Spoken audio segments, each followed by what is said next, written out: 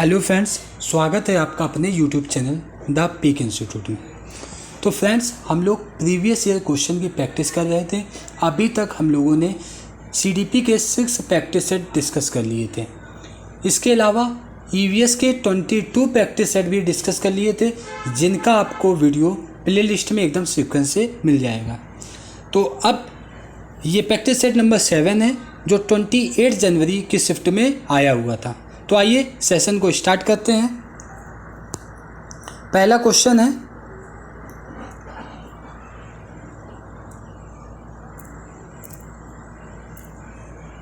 पहला क्वेश्चन क्या है? हालांकि विकास के विभिन्न क्षेत्र विद्यार्थियों की योग्यताओं का वर्णन करते हुए पारस्परिक करते हैं, फिर भी निम्न में से विकास का कौन सा क्षेत्र मुख्य रूप से व्यक्तियों के अपने और दूसरों के कार्यों और व्यवहारों पर तर्क की प्रवृत्ति का अध्ययन करता है? देखिए, यहाँ पर बात हो रही है विकास का वो कौन सा क्षेत्र है जो मुख्य रूप से व्यक्तियों के और अपने और दूसरों के कार्यों और व्यवहारों को तर्क की प्रवृत्ति का अध्ययन करता है। तो देखिए, बात हो रही है कि व्यवहार की प्रवृत्ति, यानी एक दूसरे के साथ हम मिलते हैं, तर्कपूर्ण व्यवहार करते हैं, अपने जो हम लोगों की सोच होती है, जो अब लोगों की अप्रोच होती है, वो दूसरे व्यक्तियों तक हम लोग उसको क्या करते हैं, साझा करते हैं। या हमारा जो मिलने का जो ढंग होता है, जो तरीका होता है, वो लोगों में एक प्रकार से हम अपने व्यवहार को प्रदर्शित करते हैं। ये किसके द्वारा होता है? जो नैतिक विकास होता है ना हमारा, ये उसी के द्वारा संभव होता है। अब बात आती है नैतिक विकास क्या है। तो देखिए, सही और गलत, उचित और अनुचित के बीच अंतर करना ही क्या होता है? नैतिक विकास होता है। तो जो इसका राइट आंसर होगा ऑप्शन नंबर बी, यानी नैतिक विकास इसका करेक्ट आंसर हो जाएगा। अगले क्वेश्चन की ओर बढ़ते हैं। क्वेश्चन नंबर 2 क्या कह रहा है? विकास का कौन सा सिद्धांत बताता है कि विकास सिर से पैर तक होता है? बताइए। पहला है यानी विकास का पूर्वानुमान हम लगा सकते हैं। क्या ऐसा हो सकता है? क्योंकि विकास का तो कोई पूर्वानुमान ही नहीं लगाया जा सकता है, यानी पहला ऑप्शन नहीं होगा। दूसरा, विकास परिपक्वता और सीखने का एक उत्पाद है। बताइए, विकास जो है वो परिपक्वता और सीखने का एक उत्पाद है, तो ये भी नहीं होगा। अगला क्वेश्चन, विकास इस विशेष दशा में आगे बढ़ता है। और चौथा ऑप्शन है, बच्चों में विकास की दर में विभिन्नताएं होती हैं। तो देखिए, बात हो रही है विकास एक विशेष दिशा में आगे बढ़ता है, ये करेक्ट होगा, यानी ऑप्शन नंबर सी इसका करेक्ट आंसर होगा। अगले क्वेश्चन की ओर बढ़ते हैं। क्वेश्चन नंबर 3 है, अभिभावकों को बाल्यावस्था देखभाल से संबंधित चर्चा में शामिल करना चाहिए। यानी जो हमारे पेरेंट्स हैं उनको हम बाल्यावस्था की देखभाल से संबंधित जो चर्चाएं होंगी उसमें क्या करेंगे, शामिल करेंगे। तो बिल्कुल सही है। अगला ऑप्शन, बाल विकास पारिवारिक प्रवेश से प्रभावित होता है। बिल्कुल प्रभावित होता है पारिवारिक प्रवेश से, इसलिए ऑप्शन बी भी करेक्ट होगा। तो बताइए अब कौन सा ऑप्शन होगा? यानी आर और ए दोनों सही हैं, और जो आर है वो ए की सही व्याख्या कर रहा है, यानी ऑप्शन नंबर ए इसका करेक्ट आंसर होगा। अगला क्वेश्चन, जीन पियाजे के संज्ञानात्मक विकास सिद्धांत के अनुसार वर्ग समावेशन की अवधारणा, किसकी अवधारणा? वर्ग समावेशन की। जो वर्ग का कॉन्सेप्ट है, बच्चों द्वारा किस चरण के दौरान प्राप्त की जा सकती है? तो बताइए, यानी अगर बच्चा वर्ग के कॉन्सेप्ट को समझ पा रहा है, बच्चा गिनतियों को समझ पा रहा है, बच्चा असेंडिंग और डिसेंडिंग ऑर्डर को लगा पा रहा है, बच्चा नाप तोल की जानकारी को समझ पा रहा है, तो ये कौन सी अवस्था होगी? बताइए। ये जो अवस्था होगी यानी मूर्त संक्रियात्मक अवस्था की बात हो रही है। और मूर्त संक्रियात्मक अवस्था का टाइम पीरियड क्या होता है? 7 से 11। ये ऑप्शन नंबर ए इसका करेक्ट आंसर होगा। अगला क्वेश्चन, जीन पियाजे के संज्ञानात्मक विकास के सिद्धांत के अनुसार किस चरण पर अधिकतर बच्चे परिकल्पनात्मक रूप से सोचने लगते हैं, यानी क्रिटिकल थिंकिंग होती है उनकी। यानी जो उनकी सोच होती है वो एक प्रकार से अमूर्त सोच होती है, यानी जो चीज़ें उनको नहीं भी देख रहे होंगे फिर भी उनकी परिकल्पनाओं को वो क्या करेंगे, अपने दिमाग में बैठा लेंगे। तो ऐसी सोच किस एज में आएगी, जब बालक 11+ एज का होगा। यानी कौन सी अवस्था होगी, औपचारिक संक्रियात्मक अवस्था। इसका मतलब ऑप्शन नंबर डी इसका करेक्ट आंसर होगा। अगला क्वेश्चन, लेव वाइगोस्की के विचार के अनुसार, देखिए लेव वाइगोस्की के लिए जब भी बात आए तो हम आपको कुछ हिंट दे रहे हैं, वो आपको याद रखनी है। एक तो जेडपीडी का सिद्धांत इन्होंने ही दिया है, इसके अलावा सामाजिक सांस्कृतिक विकास का सिद्धांत। कौन सा, सामाजिक सांस्कृतिक विकास का सिद्धांत। जहां पे आपको सामाजिक सांस्कृतिक विकास का सिद्धांत दिख जाए वो ऑप्शन आप हमेशा करेक्ट करिए। आप इसमें आ जाइए। लेव वाइगोस्की के विचार के अनुसार विद्यार्थियों के समीपस्थ विकास का क्षेत्र, विद्यार्थियों के समीपस्थ विकास का क्षेत्र पाने, विकास का क्षेत्र पाने में मदद करने के लिए एक अध्यापिका को क्या करना चाहिए। यानी जेडपीडी के सिद्धांत की बात आ गई कि नहीं। तो देखिए इसका एक चरण होता है, मतलब जो पार्ट होता है स्कैफोल्डिंग। ये क्या होता है, स्कैफोल्डिंग क्या होता है, ये बालक को सीखने में एक सीढ़ी की भांति कार्य करता है। यानी बालक अगर कोई चीज़ सीख रहा है तो समझिए उसकी सीढ़ी की तरह कार्य कर रहा है, जो उसे शिखर तक ले जाता है और उस शिखर पर पहुंचाकर बालक अपनी अधिगम के अंतर्गत आने वाली जितनी भी उसकी समस्याएं होंगी उनका समाधान करेगा। तो क्या होता है, जो पहाड़ होता है ये छात्र के अनुभव, कौशल और एवं ज्ञान की विकास करने हेतु अत्यंत आवश्यक है। तो अगर मदद करने के लिए अध्यापिका को क्या करना चाहिए, यानी स्कैफोल्डिंग यानी पहाड़, इसकी सहायता करनी चाहिए। क्वेश्चन नंबर 7 है, लेव वाइगोस्की ने विकास में वृद्धि हेतु के इस्तेमाल पर बल दिया, बताइए। तो देखिए अभी हमने आपको क्या बताया था कि आपको याद रखना है सामाजिक सांस्कृतिक। तो देखिए ऑप्शन में जहां आपको सांस्कृतिक दिख जाए बस उसी पे टिक लगा दीजिए, यानी ऑप्शन नंबर डी संज्ञानात्मक और सांस्कृतिक उपकरण। तो लेव वाइगोस्की ने संज्ञानात्मक विकास में वृद्धि हेतु सांस्कृतिक उपकरण के इस्तेमाल पर बल दिया। अगला क्वेश्चन, निम्नलिखित में से किसने बच्चों में नैतिक विकास के सिद्धांत का प्रस्ताव रखा। किसने बच्चों में नैतिक विकास के सिद्धांत का प्रस्ताव रखा, बताइए किसने रखा। कोनार्ड लॉरेंज ने, सिगमंड फ्रायड ने, लॉरेंस कोहलबर्ग ने या एरिक एरिक्सन ने। कमेंट करिए इसका सभी लोग आंसर। तो जो इसका राइट आंसर होगा कि किसने, बात हो रही बच्चों के नैतिक विकास की, तो नैतिक विकास का सिद्धांत किसने दिया है, लॉरेंस कोहलबर्ग ने दिया है। और अपने इस सिद्धांत में इन्होंने 3 स्तर बताए हैं। कितने स्तर बताए हैं, 3 स्तर। पहला पूर्व परंपरागत स्तर, दूसरा परंपरागत स्तर और तीसरा उत्तर परंपरागत स्तर। और इनको इन्होंने 6 चरणों में विभाजित किया है। तो जो इसका राइट आंसर होगा ऑप्शन नंबर सी। अगला क्वेश्चन, क्रिया आधारित शिक्षण अधिगम को बाल केंद्रित माना जाता है। देखिए बोला जा रहा है जो क्रिया आधारित शिक्षण अधिगम होती है उसे बाल केंद्रित बोला जाता है। बिल्कुल सही बात है। अगर क्रिया आधारित शिक्षण अधिगम है तो वहाँ पर बच्चा क्रिया करके सीख रहा है तो वहाँ पर क्या होगा, बाल केंद्रित होगा। दूसरा ऑप्शन, शिक्षक शिक्षण अधिगम प्रक्रिया में कोई भूमिका नहीं निभाता है, ये तो गलत हो जाएगा, क्योंकि शिक्षक और छात्र दोनों समान अंतर क्रिया करते हैं तभी उसका पॉजिटिव परिणाम निकल कर आता है। यानी बी तो नहीं होगा ये, लेकिन ऑप्शन नंबर ए सही होगा। तो ऑप्शन नंबर सी ए सही है लेकिन आर गलत है। अगला क्वेश्चन, बहुबुद्धि सिद्धांत किसने दिया है, हूवर्ड गार्डनर ने दिया है। इन्होंने बताया बुद्धि लगभग 9 कारकों से मिलकर बनी होती है। तो अब ऑप्शन पर नजर डालिए, पहला, बुद्धि विभिन्न प्रकार की हो सकती है। बुद्धि को तेज नहीं किया जा सकता, ये तो गलत है। बुद्धि को तेज किया जा सकता है, तेज क्यों नहीं भाई किया जा सकता है। बुद्धि को सटीक रूप से माप सकते हैं, तो ये तो गलत है। बुद्धि को आप क्या सटीक रूप से माप सकते हैं?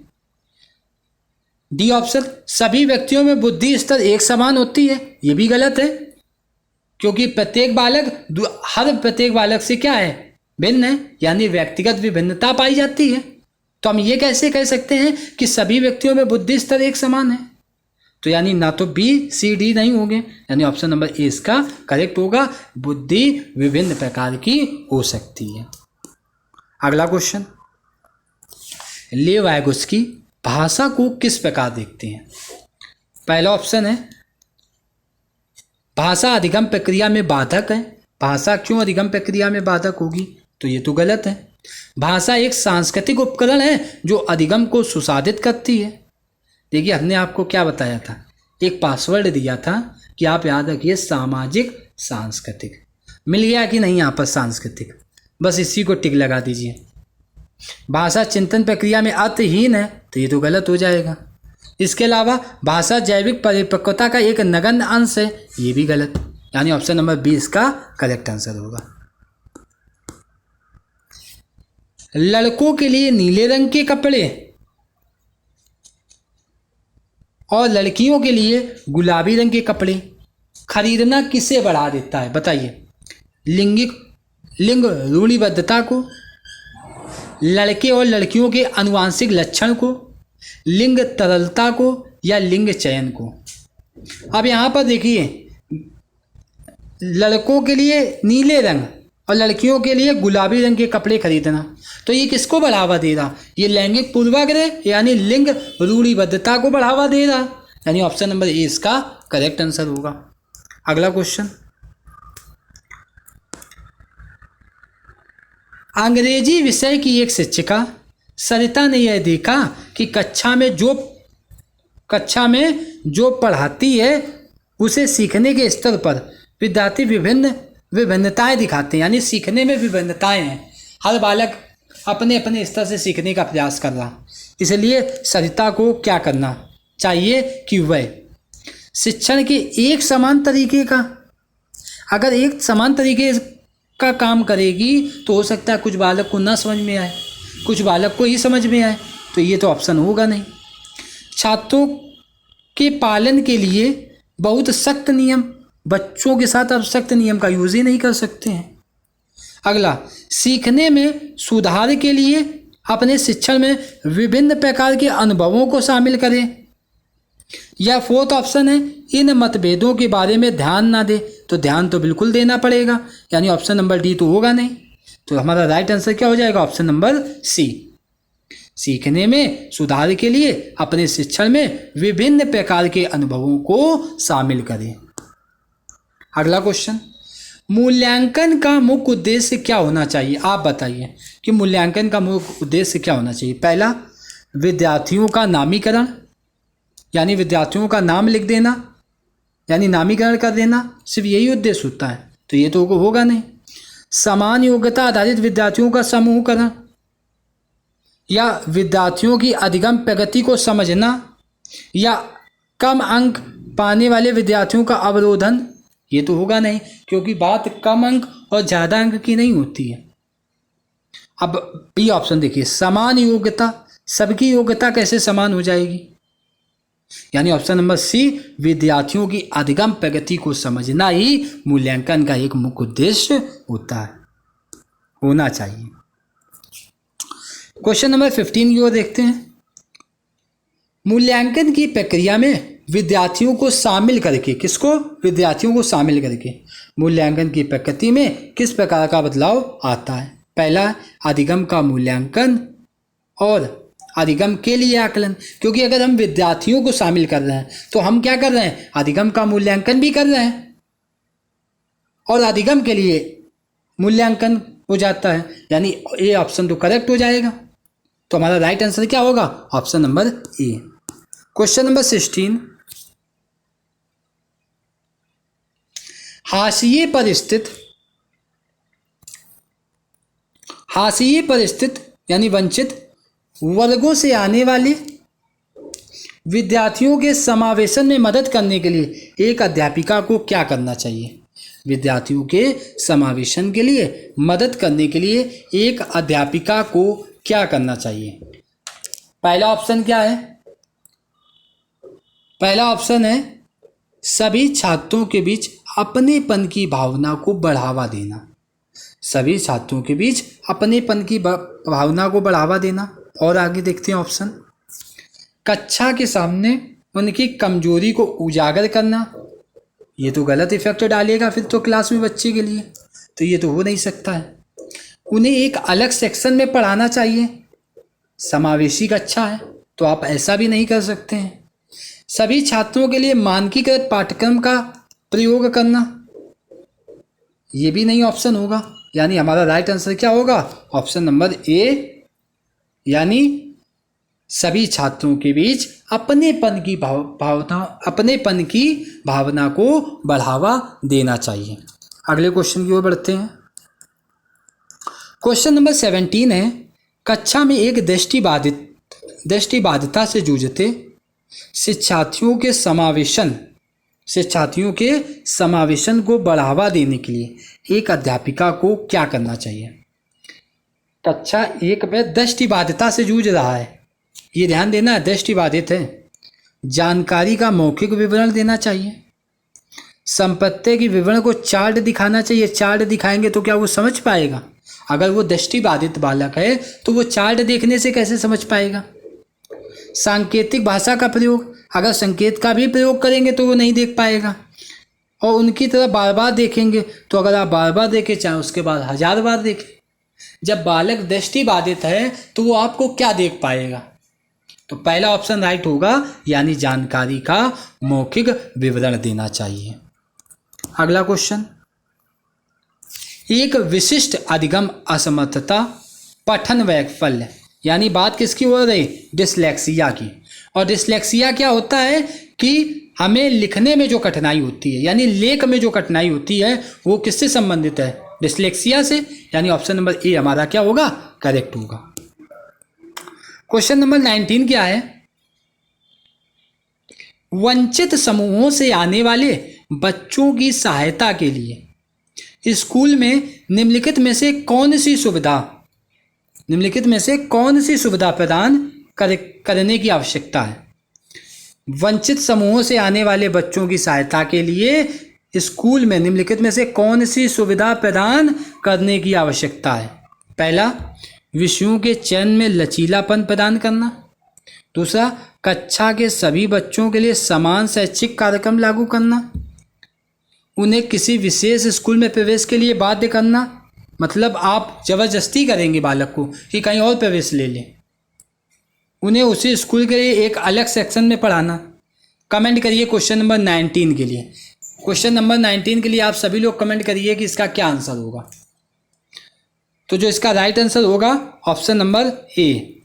क्या राइट आंसर होगा? यानी विषयों के चयन में लचीलापन प्रदान करना, यानी ऑप्शन नंबर ए इसका करेक्ट आंसर होगा।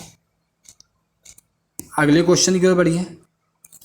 यदि ट्विंकल अपने बाएं हाथ से लिखती है, किस हाथ से लिखती है? बाएं हाथ से,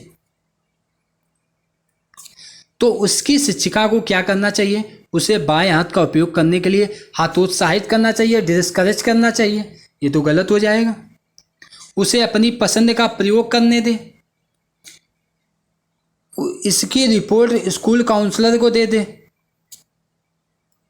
उसे दाहिने हाथ का उपयोग करने के लिए मजबूर कर दे। ये भी गलत है, यानी ऑप्शन नंबर बी सही होगा कि उसे अपनी पसंद का प्रयोग करने दे। अगला क्वेश्चन नंबर 21 है। कथन दिया गया है कि एक अध्यापिका द्वारा विद्यार्थियों को समूह में काम करने के लिए सहपाठियों संग चर्चा द्वारा सीखने के लिए प्रेरित करना चाहिए, यानी सहपाठियों के साथ चर्चा करके सीखने के लिए प्रेरित करना चाहिए। तो बिल्कुल सही है। अधिगम एक सामाजिक प्रक्रिया है, बिल्कुल अधिगम एक सामाजिक प्रक्रिया है, तभी तो बालक जब अपने सहपाठियों के साथ अंतःक्रिया करेगा तभी तो ज़्यादा सीखेगा। यानी ऑप्शन नंबर बी भी सही है, यानी कथन भी तर्क भी सही है। तो ए और आर दोनों सही है और आर ए की स्पष्ट रूप से व्याख्या कर रहा है, इसलिए ऑप्शन नंबर ए इसका करेक्ट आंसर होगा। प्रभावशाली और अर्थपूर्ण अधिगम को बढ़ावा देने के लिए निम्न में से किनका प्रयोग करना चाहिए। बात हो रही है किसकी, प्रभावशाली और अर्थपूर्ण अधिगम को बढ़ावा देना है, तो क्या प्रयोग, सबसे किनका प्रयोग करना चाहिए। उदाहरण का भी प्रयोग करेंगे हम लोग, क्योंकि बालकों को उदाहरण के द्वारा समझाएंगे, इसके बाद गैर उदाहरण के द्वारा भी और समरूपता के द्वारा भी। लेकिन नकारात्मक पुनर्वलन की अगर बात करेंगे तो ये बालक में गलत इफेक्ट डालेगा, यानी फर्स्ट, सेकेंड एंड थर्ड, यानी ऑप्शन नंबर सी इसका करेक्ट आंसर होगा। क्वेश्चन नंबर 23 क्या कह रहा है, एक संरचनावादी कक्षा में अधिगम को किस प्रकार देखा जाना चाहिए। बात किस कक्षा की बात हो रही, संरचनावादी कक्षा की। ऑप्शन पे नजर डालिए। केवल ज्ञान का ही पुनरुत्पादन हो, केवल ज्ञान, हमेशा याद रखिए आप सीटेट का एग्जाम दे रहे हैं, केवल शब्द ये निगेटिव सेंस देता है, तो आप उसको हमेशा इग्नोर करिए। वास्तविक जीवन से वियोजित है, शास्त्रीय अनुकूलन का परिणाम है, या वातावरण से सक्रिय पारस्परिक संपर्क का परिणाम। बिल्कुल सही, यानी वातावरण से सक्रिय पारस्परिकता का परिणाम है। ऑप्शन नंबर डी इसका करेक्ट आंसर होगा। क्वेश्चन नंबर 24, निम्न में से कौन सी युक्ति विद्यार्थियों के जानकारी को लंबे समय तक याद रखने में मदद करेगी। यानी विद्यार्थी उस जानकारी को अगर लंबे समय तक याद रखेगा, कैसे याद रखेगा, जानकारी से संबंधित बेमतलब शब्दों का समूह बनाना, होएगा नहीं। जानकारी को अव्यवस्थित रूप से यानी डिसऑर्डर में पेश करना, ये भी गलत होगा। जानकारी से संबंधित दृश्य रूपक और समरूपक बनाना, यानी दृश्य दिखाना वगैरह, यानी उनको प्रत्यक्ष अनुभव किया कराया जा रहा, यानी ऑप्शन नंबर सी तो करेक्ट होगा। डी क्या कह रहा, जानकारी को बिना किसी संदर्भ के प्रस्तुत करना, तो ये गलत होगा, यानी ऑप्शन नंबर सी इसका करेक्ट आंसर होगा। क्वेश्चन नंबर 25, यदि एक शिक्षक विद्यार्थियों में समस्या समाधान क्षमताएं विकसित करना चाहता है तो उसे निम्न में से किससे बचना चाहिए। अगर समस्या समाधान क्षमता को विकसित करना है तो किससे बचना चाहिए। समस्या को ठीक समझने के लिए विद्यार्थियों को प्रेरित करना चाहिए। यहाँ पर बात हो रही बचना चाहिए, हमें निगेटिव सेंस ढूंढना है, ये तो पॉजिटिव सेंस दे रहा है। अगला ऑप्शन देखते हैं, विद्यार्थियों को समस्या के विभिन्न पहलू देखने के लिए प्रोत्साहित करना चाहिए, ये भी पॉजिटिव सेंस दे रहा है। विद्यार्थियों को प्रेरित करना कि वे कार्य को विद्यार्थियों में व्यवस्थित कार्य करने की आदत विकसित करना, ये भी पॉजिटिव सेंस दे रहा।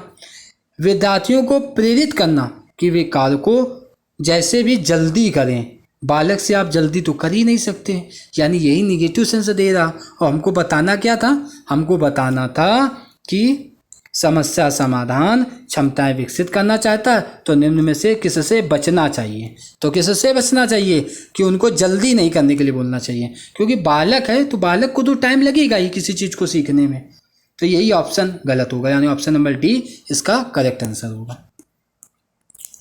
क्वेश्चन नंबर 26 कह रहा है, विद्यार्थियों की त्रुटियों के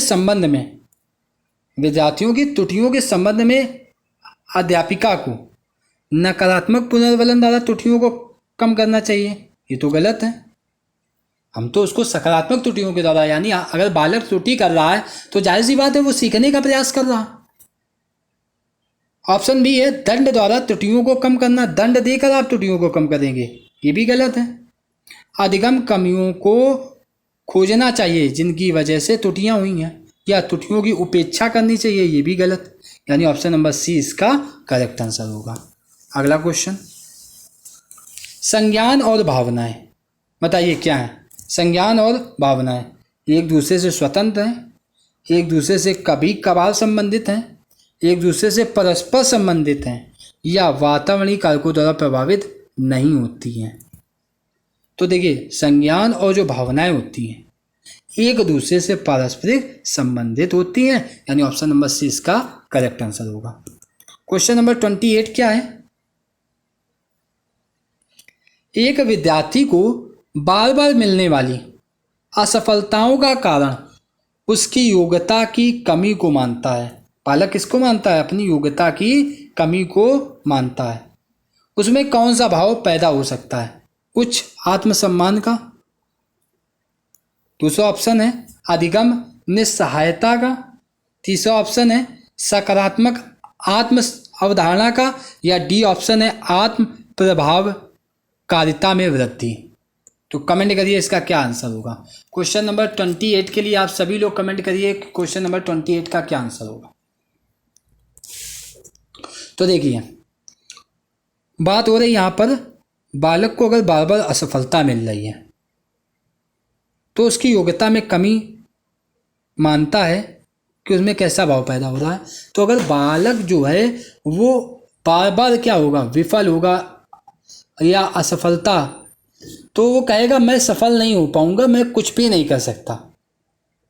इन सभी विचारों की उत्पत्ति के साथ जो बालक होगा उसमें निरंतर विफलता तथा खराब प्रदर्शन की ओर ही ले जाता है।